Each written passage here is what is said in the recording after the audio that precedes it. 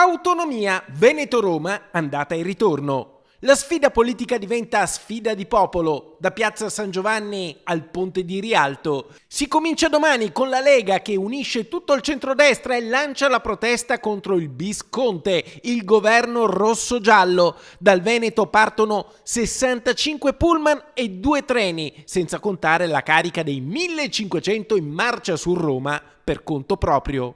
Io ci vado.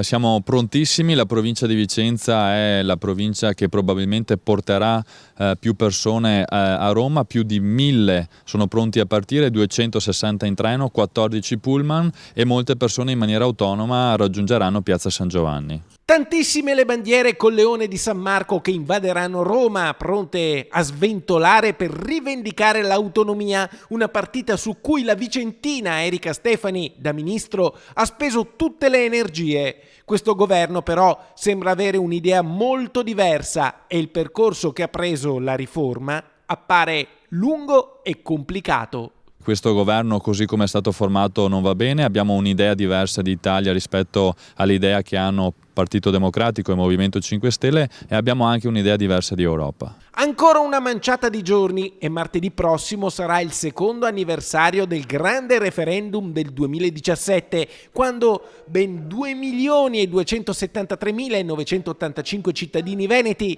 votarono sì all'autonomia, un sì convinto. Vicenza fu la provincia dei record, con l'affluenza maggiore, il 62,7%, e con la più alta quota di sì, ben il 98,3%.